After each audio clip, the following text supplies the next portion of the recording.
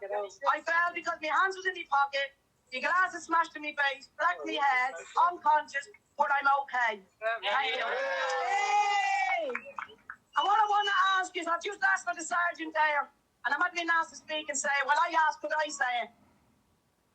Don't give anyone an opportunity to arrest anyone here today. Yeah. Well said, Dave. Well said.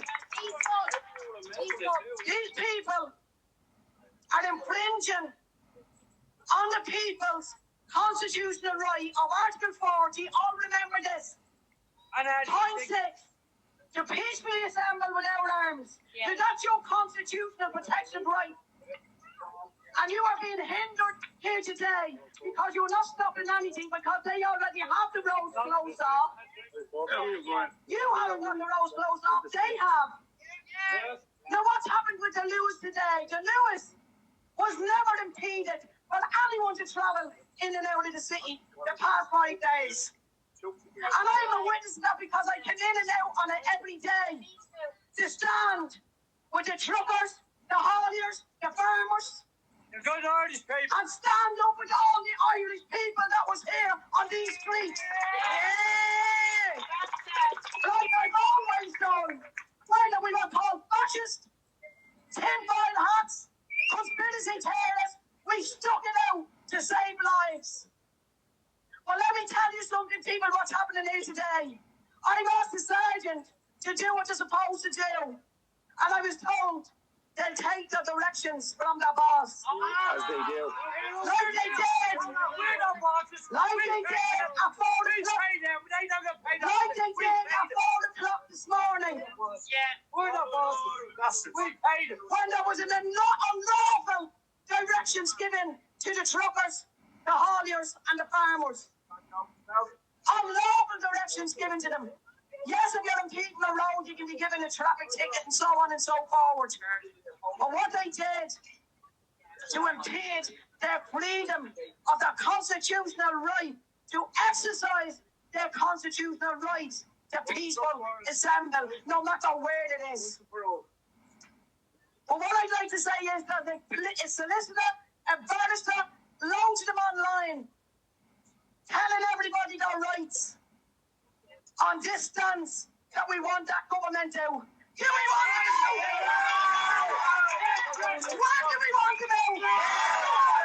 You better believe it, we want to do. Because we've got a Minister of Justice. We got in on false pretenses. They weren't elected, they were elected. Sorry, I said that. Yeah, that's wrong. No, I done that deliberately to see who'd top it. They weren't elected. They were selected.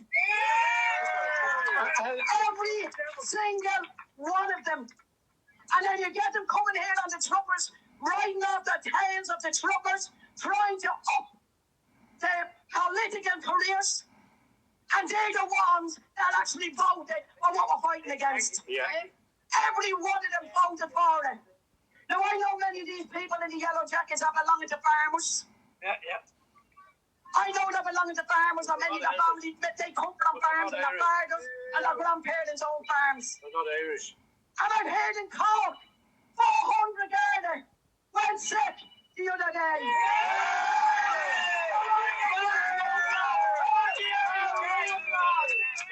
Tell him for them, Garda!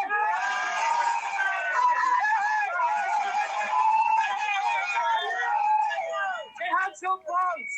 They should stand down and respect the rights of these people. Because not only are we affected, they're affected. Yes. Their children's future are affected. Should we have to keep standing up for this? Because the people are scared to get out or being threatened with arrest when they're exercising their constitutional right. It's being bypassed left, right and centre. And here's a very good explanation of one of those reasons.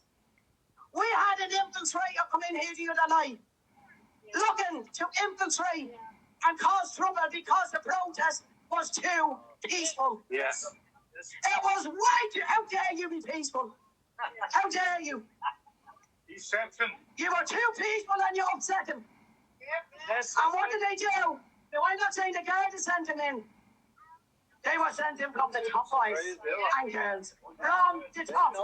You get in here in cities. That animal get in here in cities. And I'm not going to call him a man because he's not a man. And here's why he's not a man. Many of us witnessed it there on the pot. We witnessed it, a man, a non-national man here. The lonely man that was standing with the protesters. One of them walked by him. I made a dirty, snarky remark to him about what tax do you pay?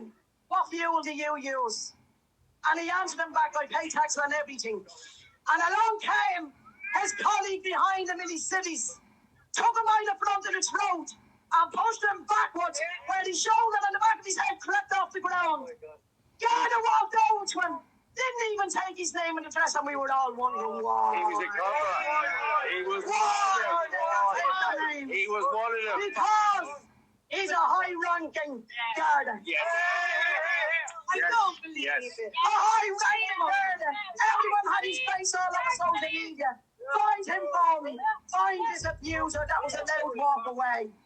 And we're standing here peacefully surrounded, like as if we're a pack of criminals. Yeah. We're not a pack of criminals.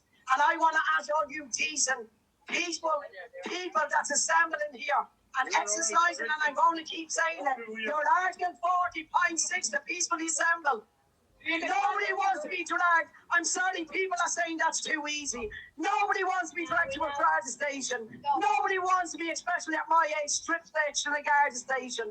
Nobody wants to have to be dragged through coals. So yes, I'm asking you to be peaceful and do not give anyone the opportunity to take you down and do that to you.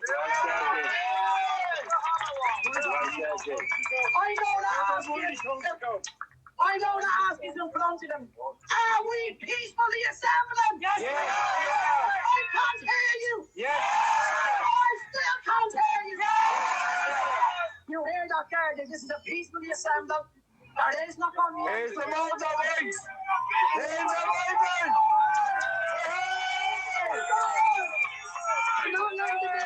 Here's the bikers. Let me up there and have a look. Fair play to But you. they're coming in anyway. They're coming in.